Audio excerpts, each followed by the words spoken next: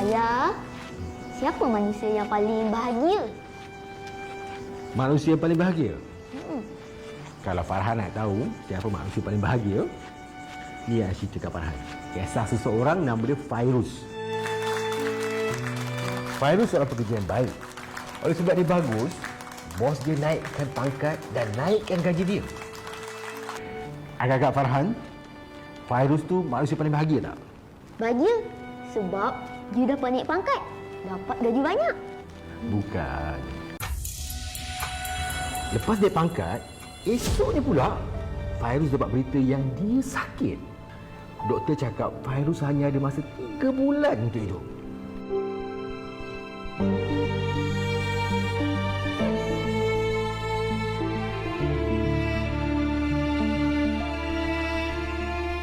Farhan rasa macam mana sekarang? Adakah Fairuz tu masih menjadi manusia yang paling bahagia ke tak? Mana boleh dia jadi manusia paling bahagia? Dia sakit. Sebenarnya Fairuz sendiri pun tak tahu. Yang tak lama lagi dia akan jadi manusia yang paling bahagia. Kenapa pula ayah? Dia kan hidup dah tak lama dah. Dia sakit. Selain seorang pekerja yang bagus, kawan-kawan suka, dia seorang anak yang baik. Fairuz ni juga sangat suka bersedekah.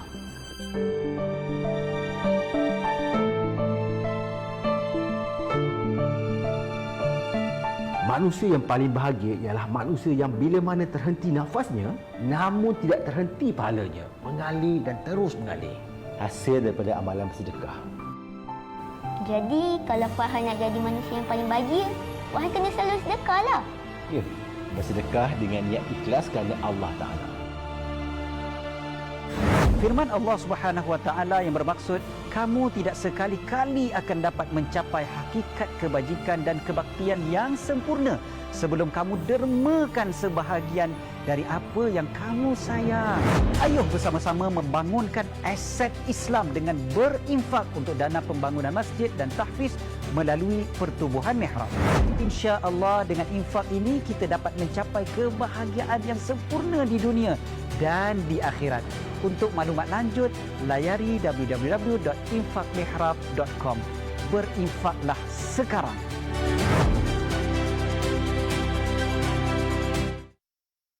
InsyaAllah, marilah kita ramai-ramai untuk sentiasa bersedekah untuk menjadikan diri kita lebih bahagia. Lebih-lebih lagi kita bersedekah di bulan Syawal yang mulia ini. Jadi bulan Syawal ini dikatakan sebagai bulan pembuktian takwa, dan kita nak bercerita lagi lebih lanjut bersama dengan panel kita di talian Skype. Saya bersama dengan Al-Fadhil Ustaz Iqbal Zain, seorang pendakwah. Assalamualaikum Ustaz.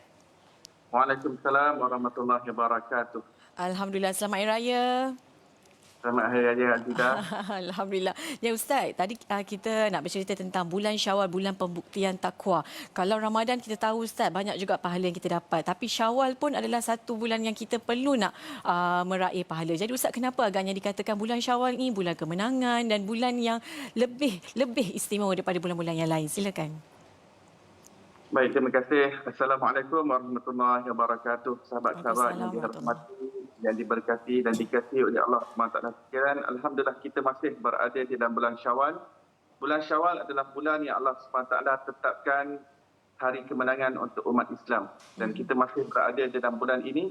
Dan Allah Ta'ala telah mentakdirkan bulan Syawal ini berada sejurus selepas daripada bulan Syawal. Selepas daripada bulan Ramadan. Maka dalam bulan Ramadan, kita beribadah kepada Allah, kita perlu berlumba dalam perkara kebajikan, dan dalam bulan Ramadan itu kita nyalakan cahaya takwa dalam hati kita.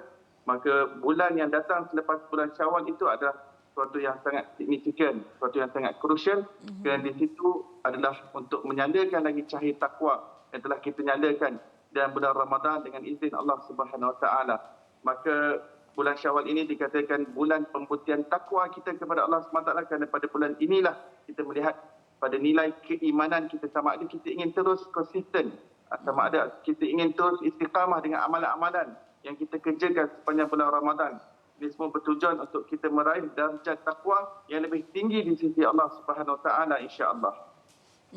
Ya, insya-Allah Ustaz. Jadi Ustaz, apa agaknya amalan-amalan yang bolehlah kita amalkan untuk menilaikan lagi ketakwaan kita kepada Allah Subhanahu Wa Taala?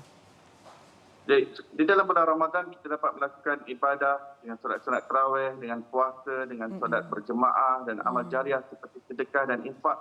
Dan sepatutnya amal-amal ini hendaklah diteruskan dengan penuh dengan gigih dan penuh pulun lepas daripada bulan Ramadan. Agar kita bukan menjadi hamba Allah sekadar di bulan Ramadan, tetapi kita ingin menjadi hamba Allah seluruh hidup kita. Dan apa yang kita latihan yang kita dapat dalam bulan Ramadan itu, bagaimana ianya dapat tetap pada diri kita sehingga kita menjadi orang yang benar-benar mentahirkan makna kehambaan dan hakikat pengabdian diri kepada Allah Subhanahu Wa Taala. Maka amalan yang kita dapat teruskan ialah amalan sedekah dan infak, dan ini tidak boleh berhenti dan kita tidak boleh rasa jemu, rasa letih, rasa lelah untuk melakukan infak, kerana ianya adalah suatu amalan yang menyebabkan ganjaran kita semakin besar, semakin banyak, semakin dipupuk berganda-ganda oleh Allah SWT untuk kita dapatkan currency-nya. Kerana mata wang kita di hari akhirat adalah berbentuk pahala. Di alam kubur, currency kita adalah berbentuk pahala. Dan apa yang kita sedekahkan itu yang menjadi harta kita yang hakiki. Lebih-lebih lagi kita berada dalam hari Jumaat, hari yang mulia ini, kita ambil peluang ini, ambil kesempatan untuk bersedekah. Imam Ibn Qayyim rahimahullah mengatakan bahawa sedekah yang dilakukan di dalam hari Jumaat tidak sama dengan hari-hari yang lain. Ianya adalah umpama orang yang bersedekah di dalam bulan Ramadan. Kerana kehebatan hari Jumaat, penghulu segala hari itu mempunyai keutamaan seperti mana bulan Ramadan.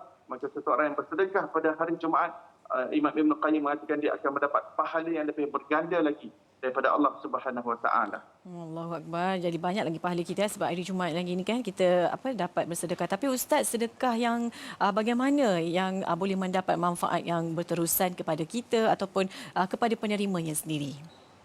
Baik, menyedari hakikat amalan sedekah dapat memberi manfaat yang berterusan, yang mengalir terus kepada kita, maka Pertubuhan Mihrab memudahkan masyarakat Islam menunaikan tanggungjawab membina aset Islam melalui kempen membina aset Islam di mana kita boleh berinfak untuk dana pembangunan masjid dan tahfiz. Dan ini yang dilakukan di bawah Pertubuhan Mihrab. Atas dasar itu, Pertubuhan Mihrab merasakan berkepentingan untuk merancang satu tindakan yang konsisten untuk menjamin kelangsungan Islam pada masa hadapan daripada pelbagai sudut dan aspek.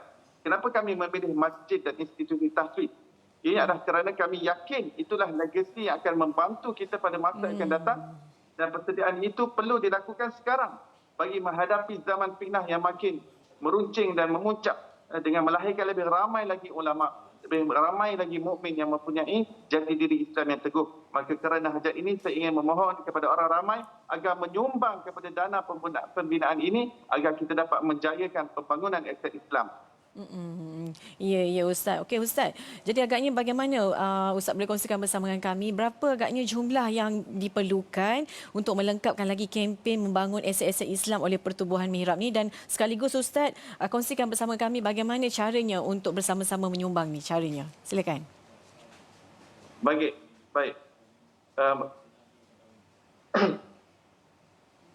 Silakan Ustaz. Masjid Nurul Islamiah, kami sedang dalam pembinaan Masjid Nurul Islamiah Sungai Coh, Rawang, Selangor. Ianya adalah sebuah masjid yang sudah sangat utuh dan menjadi pencegahan jemaah yang melalui jalan kawasan tersebut, dan juga menjadi tempat bergantung komuniti setempat untuk berkumpul bagi sebarang majlis ilmu dan majlis-majlis yang lain yang boleh mengimarahkan masjid tersebut agar persaudaraan Islam dan ukhuwah Islamiah semakin erat dan dipelihara oleh Allah SWT dengan rahmat-Nya. Namun masjid ini masih memerlukan dana bagi pembinaan semula masjid agar dapat mengelakkan kos bulanan yang tinggi akibat masalah baik pulih yang tidak henti. Jadi oleh itu, kempen ini menyasarkan sebanyak 12 juta ringgit kutipan, dan saya ingin mengucapkan terima kasih kepada yang telah menyumbang. Pertubuhan Mihrab telah membuat serahan kutipan sebanyak RM100,000 kepada pihak Masjid Nurul Islamiah Sungai Coh untuk melengkapkan kempen membangun aset-aset Islam. Kali ini Pertubuhan Mihrab masih memerlukan sebanyak RM8,985 lagi untuk melengkapkan tabung dana ini. Jadi untuk menginfak, anda boleh lihat di kaca TV anda boleh ambil gambar dan snapshot ataupun screenshot, ataupun anda boleh memberi sumbangan secara online di dalam laman web kami iaitu www.infakmihrab.com. Ya, terima kasih sekali lagi Ustaz untuk perkongsiannya. Terima kasih sekali lagi Al-Fadhil Ustaz Iqbal Zain, seorang pendakwa, dan marilah sama-sama kita membantu untuk kempen membangun aset-aset Islam oleh Pertubuhan Mihrab ni Ustaz ya. Semoga dipermudahkan segala urusannya dan mencapai misi objektif untuk dana-dana yang diperlukan, insya-Allah ya Ustaz. Terima kasih. Assalamualaikum. Jadi kepada anda, mari sama-sama kita tambah lagi pahala kita, tingkatkan lagi amalan takwa kita untuk kita buktikan takwa kita kepada Allah SWT menerusi sedekah seperti nombor yang tertera di kaca TV. Kita berehat dulu, kembali lagi selepas ni. Apakah yang berlaku jika melihat perkara ini terjadi? Adakah kerana masjid dan generasi hufaz semakin hilang di dunia? Pada Jumaat mulia ini, ayuh bersama-sama membangunkan aset Islam dengan berinfak untuk dana pembangunan masjid dan tahfiz melalui Pertubuhan Mihrab. Layari www.infakmihrab.com. Berinfaklah sekarang.